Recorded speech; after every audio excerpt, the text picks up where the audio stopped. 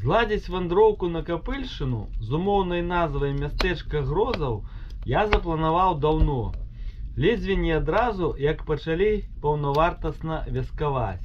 Тады меркавалася, што здолеем працягнуць заведзены раней у гарадскіх умовах лад жыцця з частымі падарожжамі. Але хутка ўсё ачоліў вясковы клопат. Асабліва цяжка выбрацца кудысьці ўдалеч цяперака, з пачаткам ацяпляльнага сезону. Бо, як той казаў, грубка сама сябе не запаліць. Між тым цёплы снежань упарта клікаў у дарогу, і нарэшце мы да яго прыслухаліся. Уранку надта мітусіўся з асадкай і нататнікам, рыхтуючыся здзейсніць задуманае, трапіць на новыя вадаёмы, агледзець сядзібны дом шляхецкага роду Мержаеўскіх, пашукаць выток ракі Морач, ды яшчэ сёе-тое з цікавостак. У выніку вырашыў пакінуць запісы дома, а спярша зрабіць выведку, каб набыць пэўныя звесткі пра гэтыя мясціны. Прызнацца, здзівіўся, што збольшага вандроўка ішла па плану, бо нечаста атрымоўваецца ўдала спалучаць краязнаўчую дапытлівасць з рыбалоўнай. Перш за ўсё цікавілі рэшткі сядзібнага комплексу Мержаеўскіх, гісторыя якога пачынаецца з пачатку 19 стагоддзя. Зараз ад яго часткова захаваўся галоўны сядзібны дом і некалькі іншых будынкаў. Адзін з гаспадароў калісьці шыкоўнага маёнтка, Северын Мержаеўскі, удзельнічаў у паўстанні 1863 года, пра што Мержаеўскія страцілі правы на сядзібу. Але неўзабаве арендавалі яе ў новага ўладальніка Людвіга Вітгенштэйна. Што тутака рабілася далей за савецкім часам, узгадваць не хочацца, а зараз вось маем супярэчлівую камяніцу ў стане маруднай рэстаўрацыі. Больш за сядзібу уразіў вадаём паблізу былога маёнтка.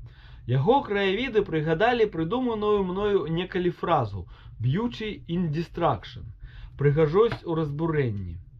Канешне, ўсё штучнае, рукамі ўтворанае, нават сапсаванае, але вычварнасць вакаёмаў засланіла іншыя ўражанні. Невядома толькі з дапамогай якой рэчкі ўсё ўбачанае ўтварылася.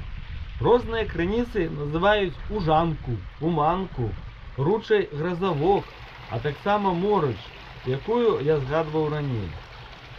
Вы чуеце, як цвіркочуць птушкі, гэта валавокі, ці крапіўнікі яшчэ іх называюць. О, паслухайце.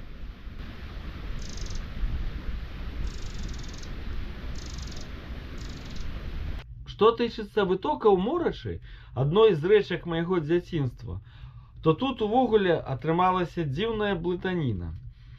Доўга намагаючыся разблытаць яе дома, задурыў галаву і сабе, і жонцы, і пакулека пакінуў высновы на асобны допіс. Але каму цікава, магу распавесці. Між тым рушымся далей, бо трэба і парыбаліць.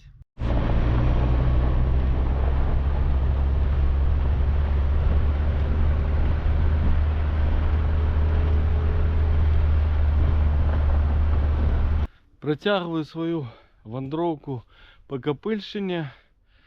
Прыехаў на ўжо знаёмы вадаём са сваім чоўнікам, а тут вон што надарылася, псцяўся вадаёмчык лёдам. Ён яшчэ не крэпкі, але ж на лодцы ўжо небяспечна плаваць, ды і цяжка марудна, пакуль тут праб'ешся. Можа, дзе да адкрытай вады, вон там трохі лапікі бачны адкрытай вады. Таму трохі тут пахадзіў, з вадаёмам павітаўся, падыхаў снежаньскім водарам і рухаюся далей шукаць ужо не якія-небудзь цікавосткі, а адкрытую ваду, каб скінуць свой чоўнік і парыбаліць. Балазе меўся запасны варыянт, але і на ім давялося як след пазавіхацца. Праз пэўныя намаганні, а перадусім рашучасць, каб не баючыся за лодку ламаць замінаючы мне лёд, здолеў спачатку пракласці, а потым прачысціць ад ільдзін сціплы фарватар. На дапамогу ў справе крыгаколу прыйшоў і электрамотор, і ногі ў ботах-пенках, і вясло, і нават ручка ад падхватніка. Але болей за ўсё дапамог якар. Вось такую методу я выкарыстоўваю. Кидаю якор і подтягиваюсь, і подтягиваю лодку